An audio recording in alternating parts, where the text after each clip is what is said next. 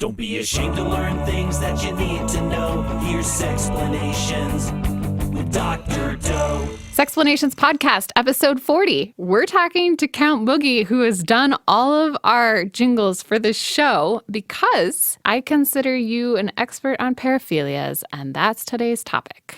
I like paraphilias. Do you now? I do. I like some of them. I mean, there's a difference between paraphilia, fetish, and then the dysfunctional paraphilias where it actually becomes a problem to your life.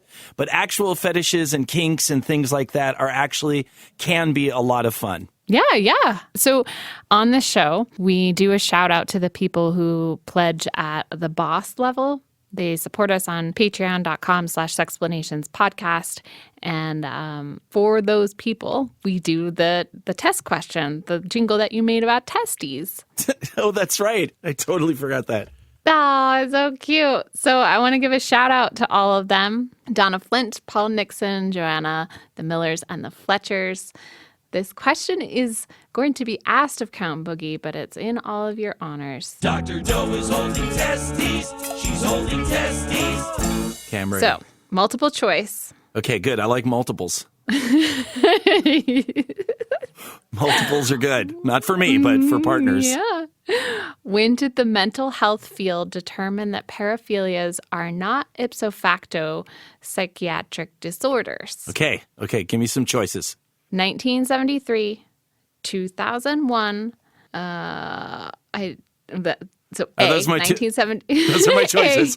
Is a choice. I choose A, 1973, B, 2001, C, 2013, and D, 2017. Well, if I'm going to give my wisdom and knowledge about when people finally owned up to the fact that paraphilias and kinks are not a pathology unless they're compulsive, I'm going to say that had to be pretty recent. I'm going to say that was the 2013 change. Yay! Am I correct? You are correct. We were validated in 2013. You're no longer broken if you have kinky desires, according to... Right?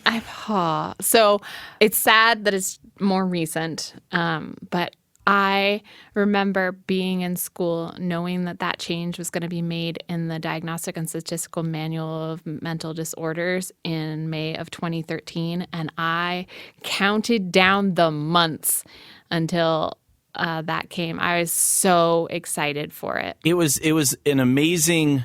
I mean, it's stupid that, somebody official has to all of a sudden lay on the information that we are not broken when we have known we are not broken for many years. But it is absolutely validating in the fact that now we can talk about kink and they can't say you're sick. Just, right. Very similar like when, they took gay out as a pathology.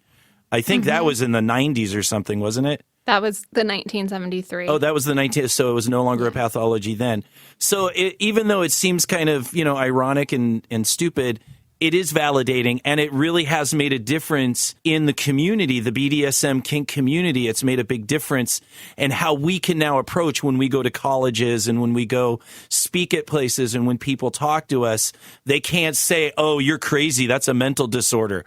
We can actually now point to that change and say, actually, they've altered that, and we're no longer crazy. It is something that, if done in a correct way, in a healthy way, in an interacting way with your partners, is actually it actually strengthens you in your relationships.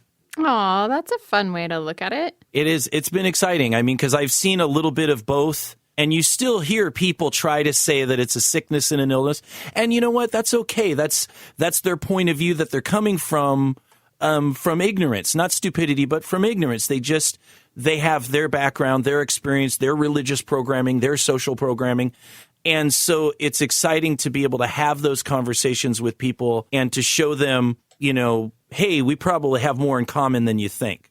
Yeah, exactly. Well, I think that's a message that's could be applied everywhere. Is, hey, we have a lot more in common than we don't. Yes. I want to go back for a moment and kind of put meaning to these words. So we have para meaning besides and philia referring to love. So really it's attractions or expression of sexuality, love, etc., that are beyond what we might deem as conventional or traditional. Right. And then you have paraphilic disorders, which is the distinction that the DSM-5 is making to say in and of itself, so ipso facto, a paraphilia is no longer a mental disorder unless it creates problems in your life, just like drugs and alcohol, exactly. eating disorders. Yes, wonderful. So we have a lot of paraphilias out there in the world, over 500. And counting. And counting. That's just that they've been identified. I mean, a guy can walk down the street and go like, oh my God, I'm so turned on by bottle caps on my nipples. They just don't have a name for it yet. They just don't. Right. So there's thousands of them. What are some of your favorites? Now then, before I go any further, I must clarify that in the kink community and the BDSM community, there is a difference between a kink and a fetish. And a fetish would be, as you've described, where it is something almost outside of the interpersonal connection that you have with someone. A kink is an attraction to something like, oh, you have cute feet, or oh, I really like crying, or something like that. And that's something that turns you on, but it doesn't overtake your attraction to the individual. Whereas a lot of times you find when people have a specific fetish, like balloon fetish or smoking fetish or foot fetish or things like that, where it starts to become awkward is when they're so focused on the fetish, they're not actually focused on the person. Like we have a lot of people that try to come in as foot fetishists, and they're clearly not interested in the person attached to the feet. And that is where it kind of separates, where as a kink is more like, oh, I like you, but, I like feet too. Whereas a fetish sometimes comes in and they're like, they don't even care. How do I get to the feet or the thing? Does that make sense?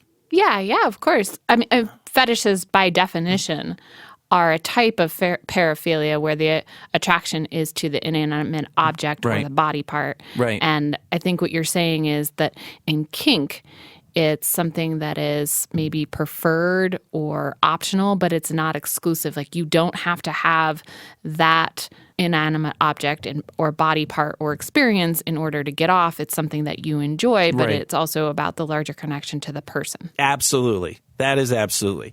So that all being said, there are things that I do like. I do enjoy, obviously, sadomasochism. I really enjoy certain aspects of crying. Dacrophilia is the attraction to tears. And that attraction could be somebody's pain, like you get off on seeing them cry because of pain. But it also can be, or you enjoy them crying because of emotional pain, like humiliation play. But then there's the other kind of the more daddy crying is kind of you get aroused at the catharsis when they're going through something and they're fixing something. Like they had a moment, they couldn't let it out, and you did whatever activity you did, and it brings the tears, but that those tears are like a segue to, personal betterment and feeling better. Those are the types of tears that I get really aroused by. So I enjoy watching the pain dacrophilia, but the arousal is really when I feel like I'm a part.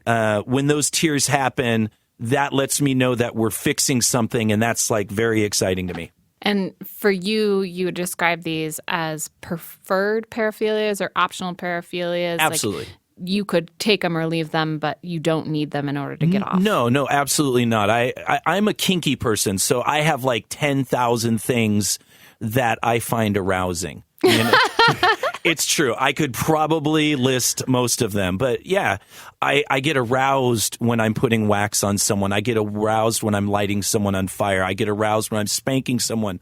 And then, of course, all of the sexual things. So I would call those kinks rather than fetishes because, like you said, no one is required in order to achieve a level of arousal. They're all kind of pathways to that connection that I have with someone. Okay, so sadomasochism, you have the attraction or the pleasure derived from inflicting pain upon someone or having Yes. pain inflicted upon you. And then dacrophilia, which is the love of tears or of crying. Sure. What else is out there in your book?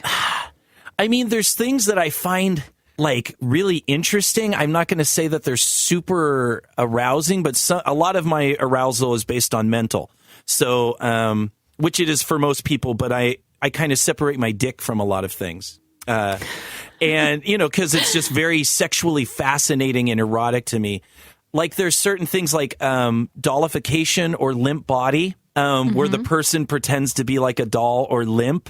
And you just, you know, that everyone's very quiet, and it's like, it's kind of pervy. You kind of like sneak in, like they, you know, like it's a role play. It's a consensual role play. We talked about it. But you come in and you like lift up their arm and you drop their arm, or you kind of like move them around and try not to wake them up, even though they're actually awake. And stuff like that is really, it's really like titillating and fascinating to me to do some of those things. Dragging someone down a hallway, that's always hot. By a foot. It's a smooth hallway. Yeah. We watch out. We make sure their head doesn't hit. But I have a lot of partners that love like that role play where I'm pretending to be like because I'm a bigger guy. You know, they would like to be like dragged down the hall by the org, you know, and then tied down to something and violated or spanked or something like that. So that's a lot of fun. I'll put on the coveralls and I'll do like the Texas Chainsaw Massacre thing and put on a mask, and that's kind of fun. Do you know what inspires that in you? Like where the attraction came from, or do you think it's trial and error where you did something new and you just have an arousal to the neo nature of it? I'm going to definitely have to say both, because there's the part that's creative. And when you're in a community, like we're all here at Threshold in North Hollywood. And when you're in a community of people and you're here and you are around all of this creativity, like I may do a scene where I'm dragging someone down the hall and this person is in the other room and they're, you know, doing some sort of bondage or, you know, body painting, and then over here there's screaming and this. You can't help but take pieces and then kind of go, oh my God, I never even thought that would turn me on. That's amazing. You see the connection between people. And so there's that aspect where you're in a community, you're a nerd, you're going to come up with new stuff. There's always that. But then there's those parts of you that have always been attracted to a certain visceral level of sexuality, you know, kind of that more primally grab, take, throw somebody down. That seems more internal. And then you happen onto more things as you go. So for something like spanking. Sure. It sounds like you're saying there's an element of being into it because you're part of a creative community where maybe you see someone get spanked and it has a positive outcome, and so you're like, oh, yeah, let's get into that. But then there's also this nature aspect of it where something in your DNA reads that as a go. Absolutely. And I think that can be based on where I am psychologically at the time. Like I'm going to need different things at different times based on my level of confidence in myself during that day. Maybe I need a role play where I compensate some confidence because I'm not feeling confident. So I talk with my partners and I say, hey, I really feel the need to just push myself to be more dominant because I'm not a natural born dominant. It's a term that gets thrown around, and I laugh at those people because I'm like, you know what? When you were 3 years old, your mom put you wherever the hell she wanted to. You weren't a natural born dominant, okay?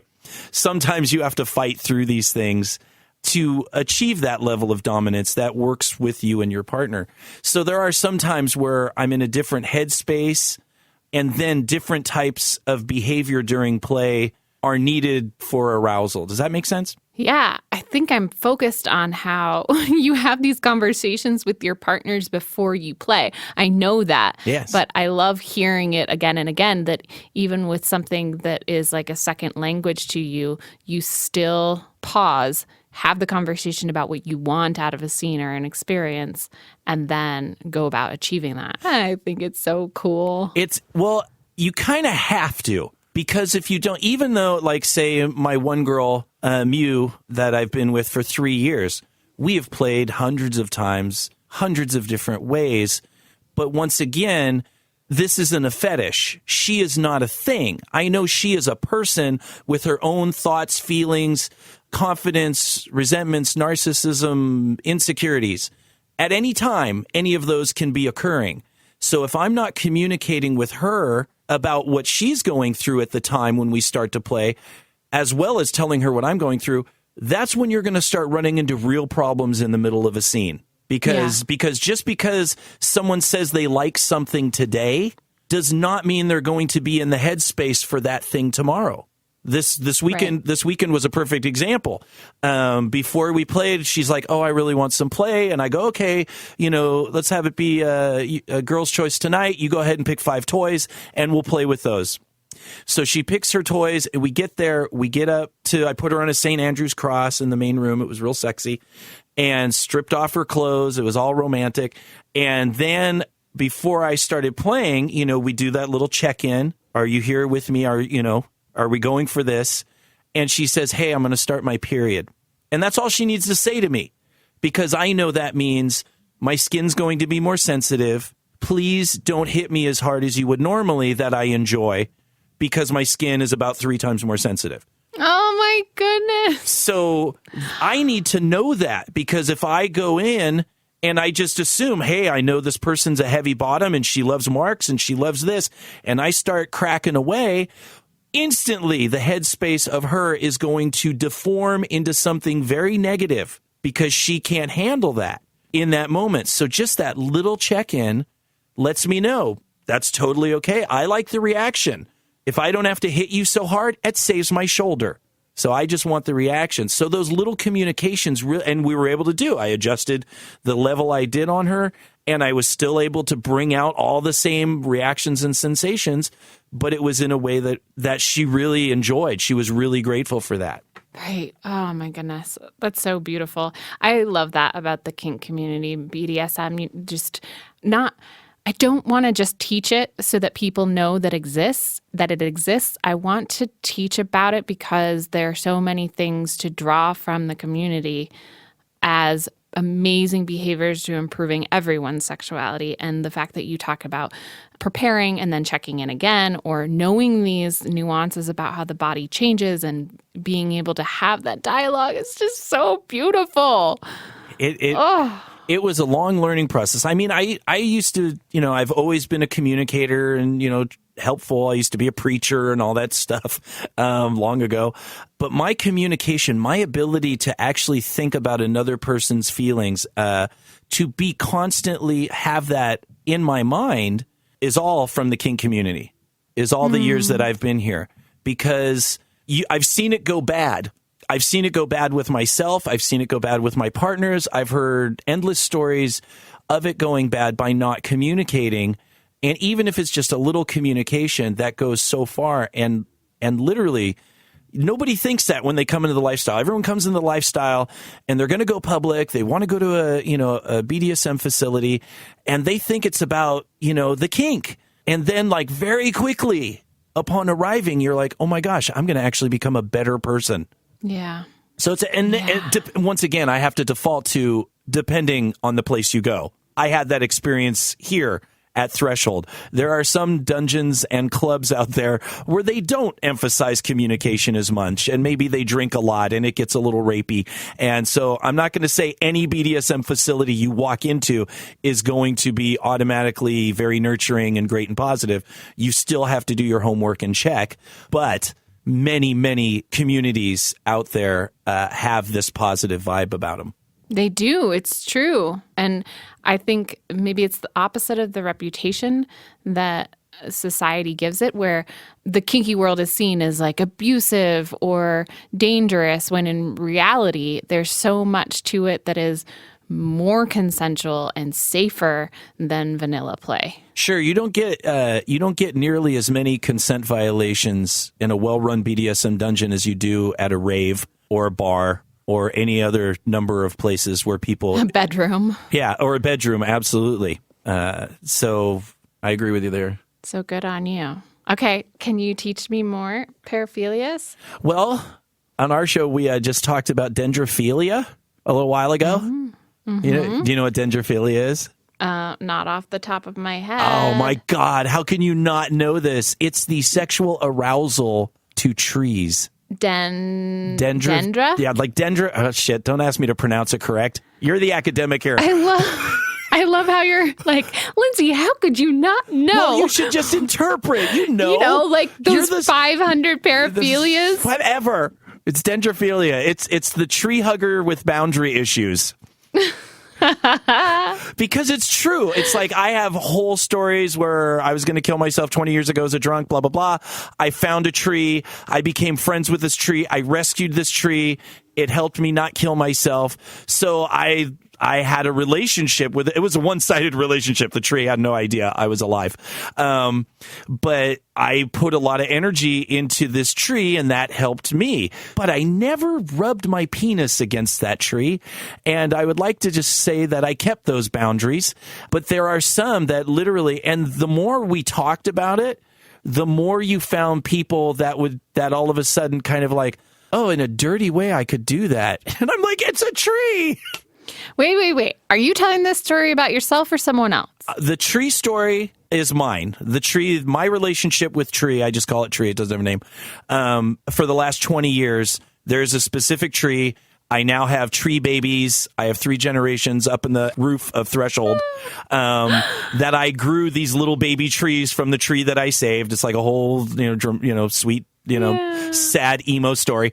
But I never had I could say I have a relationship with a tree. It's one-sided, but I don't have a sexual attraction to trees. But yeah, there's people that literally they sexualize, maybe because of the phallic symbol of the tree or something. But it's a thing. Wow. So I have 2 curiosities about that. One is, are there certain species of tree that make for higher quality sex partners? I'm going to say eucalyptus. Because, yeah, damn right I thought about this.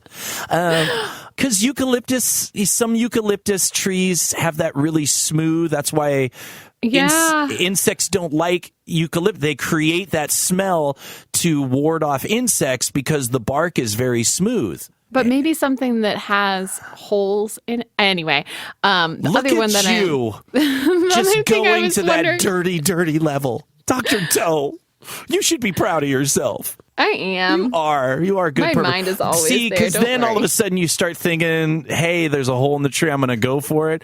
I don't know what's in that hole. There could be a squirrel. That squirrel could have teeth. My cell phone has a flashlight on it. So I'm not worried. So you would investigate the hole before you try. Well, it would be a little different for you. I mean, you could always mount a strap-on into the hole and then... Exactly. And then because my head goes to most people with paraphilias are male.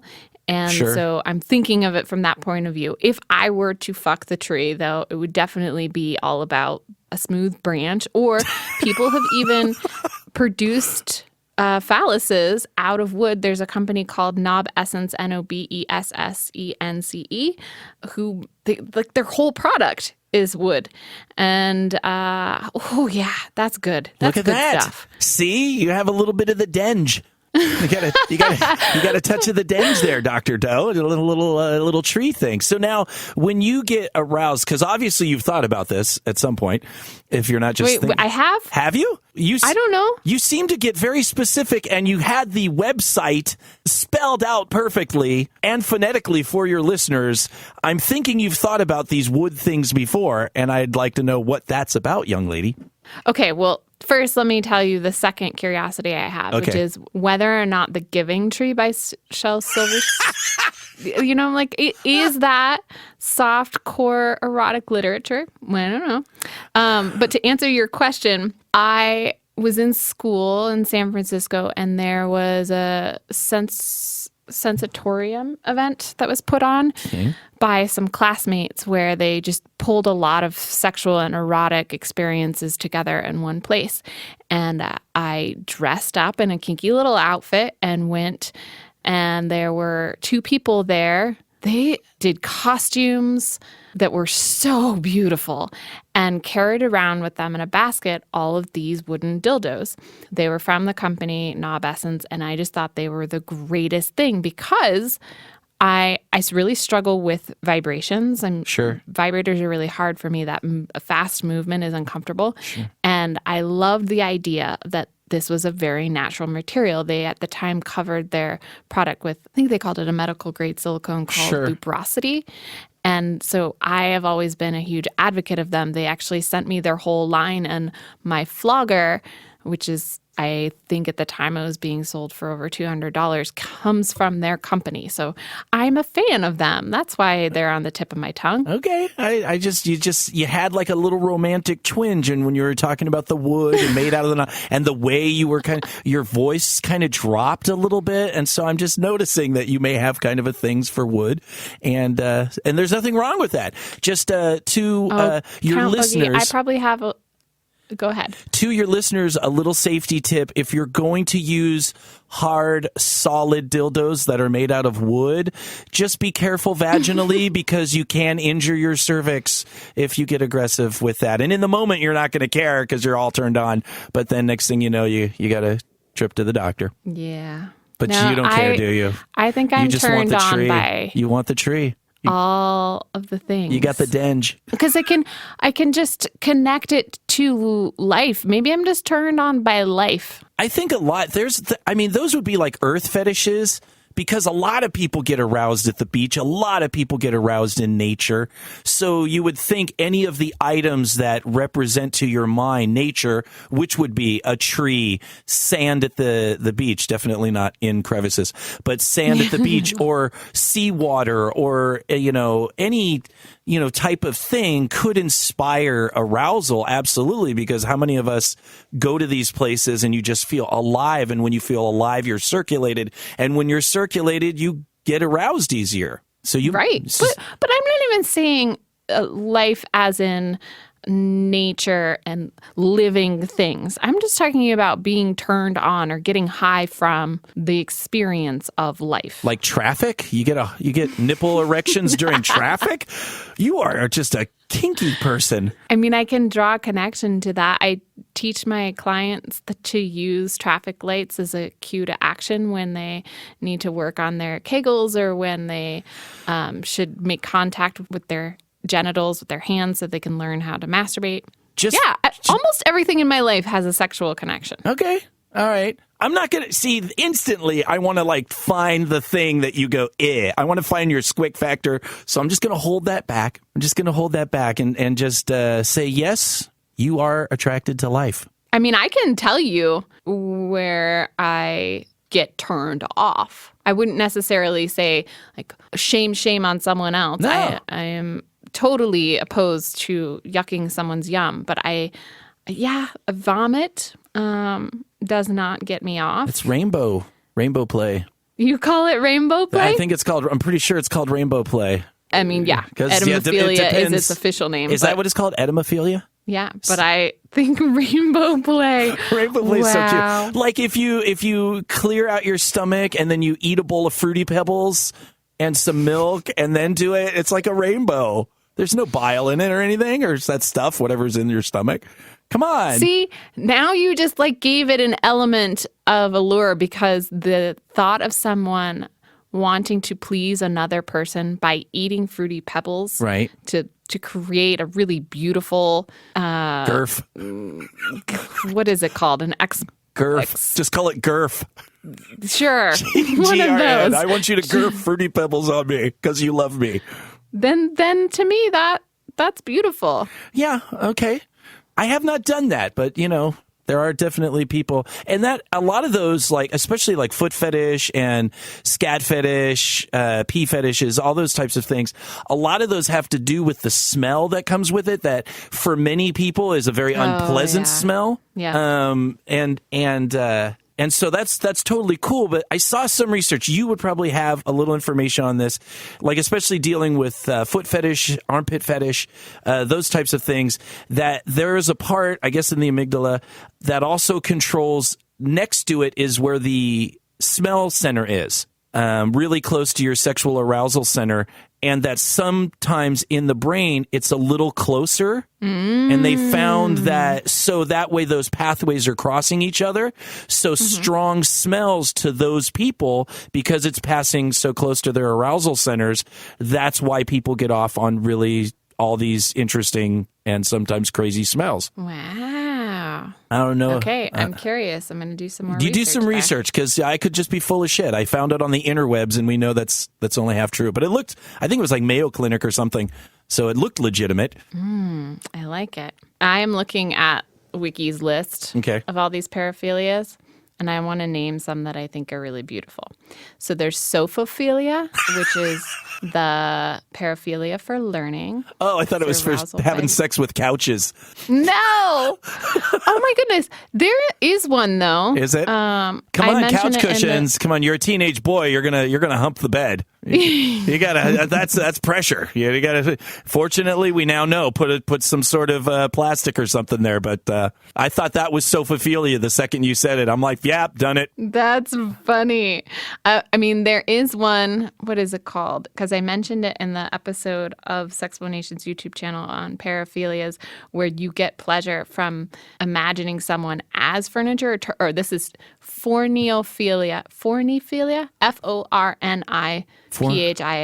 Forniphilia. ILIA is erotic interest in turning someone into furniture. Oh, we do that. I do that a lot. That is amazing. You do? Furniture play. I do that all the time. I have my one girl bunny, and she loves it. And there's, once again, everything that you think about a kink can have 6 other directions. A lot of people think of furniture play and objectification as turning someone into a degrading, you are less than me. But there is also giving people, like with a lot of times when I do furniture play with my girls, it's like, okay, you're going to be my table while I eat. You're going to be the table. You're going to keep your back straight. I'm going to put my plate and I'm going to eat off you. Now, that's sexy. It's very, very sexy, and there's a few ways that you look at it. The way I usually do it, the way that turns me on, is I know that they've been stressed. They're dealing with all of their studies, all of the incredible pressures on the brain. I allow them to just become one with the planet. You come from the planet. You're about the planet. You have a lot of anxiety about shit that has nothing to do with the planet. You get to just be this object. I don't want you to think about anything other than being a table, holding this plate. Let go. And then once they let go, of course, it's kind of cool when you have a human female table, or male, depending on if that's your thing. You then get to be sexual with your table, and that's kind of fun because they still have to hold still. You know, you're not allowed to, like, all of a sudden turn around and go, I'm an oak bench. I'm crazy. No, you have to still hold that. So it can be very sexy, but it's not always. I mean, I do that. I do that with Bunny all the time, where we do cuckolding and objectification and stuff like that. And I make her sit and be that. But there's also that aspect where objectification and furniture play can be a meditation. I want to sit on you. Like my one girl, Mew, who is amazing. She loves to be crushed. Like, put a piece of furniture on her. I'll just put all your weight on me. Just crush me. Does that have to do with asphyxiation at all? No, I mean, it does put some strain on her breathing, but we're not cutting off her breathing. It's that pressure. She's over. She doesn't talk on the air because she wants to be a doctor someday, in a different doctor. I should ask her about that. If it's is it an asphyxiation thing? Yeah, you do like choking. I do know that. But for her, she says it's more about the weight and the pressure and that feeling held down. I think actually, I don't know where I saw it in some mainstream publication about how that is becoming something that more and more people are seeking out, where they have weighted blankets that you can have covering yourself. That's like for, what do they call it? Thunder blankets that you put on a dog. Or I think they use it on autistic children, where that pressure, you feel that anxiousness and just having that weight on you. I think it has something to do with, like, we all spent 9 months in the womb, so we were constrained and had pressure in the womb. So there are times when you take people, it's like a lot like bondage. You take people back to that moment where they were safe in the womb and they're able to relax. Yeah, I love my oral hygienist, my dental hygienist. You love she'll do the X-rays?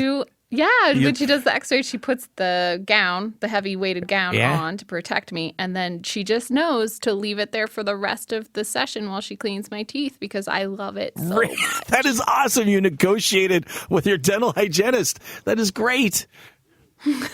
Thank you. That is awesome. Can you just leave this on? I feel safe. See, that is an example of why you communicate with your medical professionals. Because you could have something very pleasurable Absolutely. during an less than pleasurable experience. Absolutely. I think this is good. Good example of communicating. Don't be afraid to talk to your doctors, especially about sexy stuff and anal. In my pelvic exam video, I do encourage people to masturbate prior to watching your pelvic exam video. You encourage people to masturbate during. Look, I know you have a little narcissism and you know you're hot, but during the pelvic exam, no, I can do it. I mean, if you give me an assignment, I'm not necessarily a bottom, but I do like assignments. I will go and masturbate to your pelvic exam video. Can I put my thumb up and cover the doctor though, and then pretend that it's me? Oh yeah, I mean, I can't control you. Okay, thank you. You do you. I do Boogie. Okay, good. I'm saying, though, that I encourage people to masturbate before they get a pelvic exam. Oh, yeah. That. Oh. As a way of improving their medical experience, but also as part of the conversation around really exploring your sexuality in those contexts, not in a way where you're sexualizing the provider or the situation, but so that you can take care of yourself. Like, if you get on an SSRI or something to treat anxiety or depression and it affects your sex life, then talking to your doctor and saying, hey, this isn't working for me is really important. And I think a lot of people shy away from those conversations because nobody gives them permission or sets an example for how that looks. And I think that the kink community, right, all of what we've talked about is how much those short and simple conversations can make huge differences. Absolutely. I have years of evidence to prove that and to the contrary. When it goes bad, you're like, I could have helped this. Yeah. So what would you say to people who are interested in the kink world, in the beyond vanilla? The first thing I would say to anyone who is curious is you are absolutely okay right now in this moment of your life to have whatever desires you have. And the fact that you have these desires does not make you broken. It does not make you bad. It makes you an alive animal. And what's great about exploring kink is it is taking the desires of the animal evolved part of your brain and mixing them with the intelligence, logic, reason, and compassion part of your brain that we now have, and putting both of those together and getting to experience the fullness of your entire brain in regards to your eroticism and your sexuality. And it is amazing to be able to do that, and you are valid to be able to do that. Ask a lot of questions. Don't jump in too fast until you get good information, and don't trust everyone who says they're a fucking expert, including me. Including me.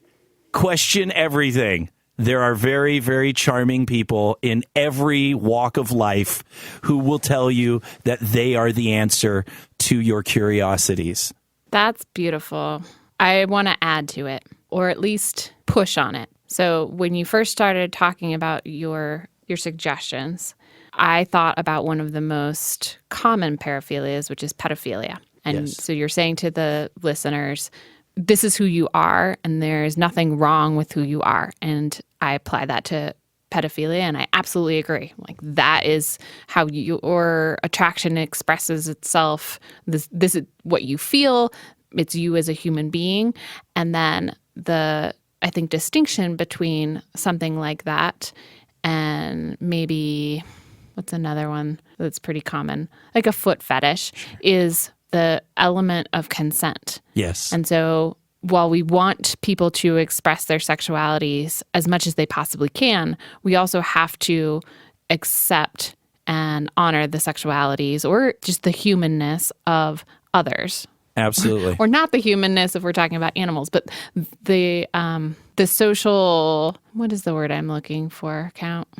Anyway, just say, like, there's a difference between being aroused and attracted to something and then acting on that yes. in a way that isn't consensual. Absolutely. And it is true. And of course, pedophilia, as somebody who had my own negative sexual experiences as a child, and as somebody who was a big fighter against child molestation, once again, I have to say, you cannot change your brain. If you have an arousal, that is fine. It is what you do with that. If you have an attraction to anything and that is what is in your mind, that is who you are and what you are. Now, there may be reasons for that and ways to deal with that so you don't have the same intentions or desire, blah, blah, blah, blah, blah. That's all stuff you figure out in therapy. But it is the action. You don't become a monster until you act on that negative. You can have rape fantasy if you want. You can have a fantasy of abducting people at gunpoint and throwing them in a van. But it is the day that you cannot differentiate between fantasy and reality that you are a danger to yourself and to our society. So you must, if you have these feelings, I have aggressive, non-consensual fantasies, and I have to negotiate those things, not just with my partners and find out if they're okay with it, but with myself. So I absolutely agree. You can think anything that you think in your head, but if you're having things that are harming other people, negative, harming children, those things, you have to look at yourself honestly. Otherwise, there's a lot of people go into that denial, they forget about other humans, and then they start assaulting people. Yeah, it's very tricky when you're talking about those things. I'm thinking, gosh, where or why do we draw those lines between what is acceptable and not acceptable? Why do we say at this time homosexuality isn't a mental disorder, and now at this time we say that inflicting pain upon someone for sexual arousal is not a disorder? And consent. Yes. It's it's such a bigger conversation. Yeah, we could have a long conversation about consent, but ultimately that is the clear giving permission with a sober understanding of the risks involved, as long as you are an adult, based on whatever laws are in your community. Consent. If you're going to do something that involves somebody that is not a balloon or a tree or a tailpipe of a car, which is an amazing fetish, if you need to include someone else in your fetish, consent is the line. It is actually a very thick line. It is not a vague line. Consent is the line. And if you have that, then really any role play that you play out with someone, there's very few. It's not an absolute, but there's very few things like cutting off someone's arm or killing someone. As long as you have that consent, you can explore that part of your mind with another person. That's the thought. Oh, so much more to learn and think about. I love it. On that note, let's go from talking about harder social conversations. Yeah, let's go back to your Kegels. let's go back to your exam. Now, wait, you got to teach. Okay, this is awkward, but I'm going to do it. Okay. Guys can work Kegels too, right? Yeah. Okay, well, I don't know that. I mean, I look at my ass because it's a hot man ass, but, I don't know what I'm supposed to do. Is this about my pelvic floor, or am I just pulling my taint? Yes and yes. So if you imagine urinating and the muscles that you clench to stop urination and start urination, can you imagine those? Oh, that felt weird. Oh, okay. Sorry, was I supposed to start? Because I did. Action totally is started. A Kegel. That's a Kegel. Woo. Yes. How to do it? Kegel. And then Kegel. Another way that people with penises work them is by having an erection and then bouncing it up and down so that you are essentially doing that same squeeze. I do that all the time on my girls. See? Yeah. I do that. I bounce. So you're just, wait, are you saying bouncing or like whacking your penis on something? I'm saying if you have an erection, you can take a towel or a tissue and lay it over the penis. Oh, I do that. I do like towel boy thing. Like when it's really hard, you put the towel up and you go, "Madam, do you need a towel?" Yes, exactly. That's a Kegel exercise. Yes. See, look, honey, this is healthy. I just got a look I just got a very strange look from my girlfriend. It's going to strengthen your orgasms. I don't care about that. I don't. I hate my orgasms. I despise them. Look, as I think you've pretty much understood, you and your listeners have figured out, I maybe have some mental issues, a little manic, little anxiety, life of depression, that type of stuff. So the hormones and stuff that holds my insanity in when I orgasm, that dam goes, and then all the voices come out. So if it's not like right before I go to bed, then it's crazy time. And I detach from my partners. I'm like, ugh, God. So I try not to come, at least with my partners. Wow. Yeah. And they don't complain because once they finally get over the, oh, I'm not pleasing you thing, I go, no, you're pleasing me by us interacting and creating all this incredible energy. And then they're like, so I can come a lot, right? And I'm like, yeah, knock yourself out. Let's do this. It actually works out better. You get to have more sex. Cool. Otherwise, 10 minutes. That's a nice thing. Yeah. I do wish that you liked your orgasms, though. Conversation for the future. Okay, so here's what I'm going to do. Okay. I'm just going to read the paraphilias that start with A, and for each word I say, just clench your pubococcygeus muscles. Those are the pelvic flooring muscles. Say it slower. The Say ones that slower. Stop and start urination, and then release. So, abasiophilia. Oh. I don't even know how to pronounce these. Strato? Strato?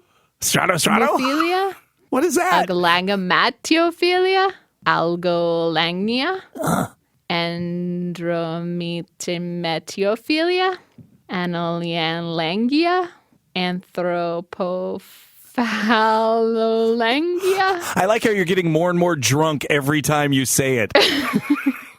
Hey, you're supposed to be focusing on your groin. I am focusing on my groin while you're reading. I'm going to make an electronic song out of this. Anthropophagia, that's paraphilia of ingesting human flesh. Apotemonophilia, asphyxiophilia, attraction to disability. Well, now I'm even turning words I know into slippery. It's okay, just breathe. I'm with you. I am here from far. We're all together. Autogoinstophilia. I have now left my Kegels and I am now just wondering, are you okay? No. Do you smell burnt toast? Autosassinophilia. Can you have your sound? Erotic asphyxiation. Autohemofetishism. Autonepionophilia. Boy, do I wish I knew the language here. Autopedophilia. Autoplushophilia. Is that sex with stuffies? Yes. Oh, we do the that. Image of oneself in the form of a plush or anthropomorphized animal. Then autovampirism and autozoophilia. There we go. We did the A's. Now then, if your listeners play that backwards, it'll actually make more coherent sense. You just did like the devil backwards track. I'm totally stealing this. Well, now we have one more assignment to do. It's to come up with Sextra Credit. Sextra Credit. Now you can practice at home. Dr. Doe gives you Sextra Credit. Yeah. Do you have any suggestions for the audience? For Sextra Credit? I would say Sextra Credit if you have a partner, or you can just use on yourself. I would suggest taking an inanimate object, something, put a condom on it and use it either in masturbation or on your partner, given that it doesn't have sharp edges or can cause internal harm of some sort.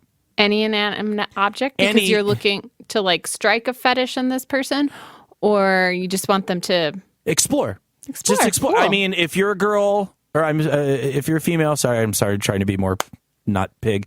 Then TV remote control inside, with the buttons, little ribbed. If you're a guy, I got to admit, I have used your how to build a sex toy video. Gotta say, I never knew about fifis or anything, and I tried it. It was a little awkward, but it was very effective. But yeah, find something. Even if it's just feeling the texture against your genitalia, and then clean it. Don't do it passive-aggressively either. Don't take like your mom's toothbrush or something. How about cover it in a condom? Even if you cover it in a condom, do not use your mom's toothbrush. Unless she's into that sort of thing, you know. But yes, cover it in a condom. Yeah, those remote controls, they can be dirty buggers. You have some experience? No, I mean, just touching them in general and being grossed out. We're not going to get into another topic, but that is part of some of the fetish of having sex with things that people have touched. That's true. Yeah. It's just not my yum. No. I'll put it that way. No, it's a little germy. Can be a little germy. We use a lot of maticide around here. Maticide. Yes, that's the napalm of all bacterial disinfectants. So fascinating. So much to learn from you, Count Boogie. I learned from you too, Dr. Doe. This is our symbiotic relationship. I refer people because I can't teach kids because I'm a pervert. I'm a pervert. On our show, we talk about adult stuff. So I constantly, you are amazing to speak to a younger audience. So I'm constantly referring our younger listeners to go and learn from you. Oh, thank you. Hey, thank you for being on the show. Thank you so much for having me. I love hanging out with you. Yeah, it's been super fun. And thanks for making our jingles. They're so delightful. I love making your jingles. If you need more jingles, you know I am the jingle meister. I am your jingle bitch, Dr. Doe. Oh, thank you. I also want to thank Cinema Studios, Callie, and Complexly for production. I want to thank you again for the jingles like I always do. And end with a final note. And Cora and Parl, I'm still learning.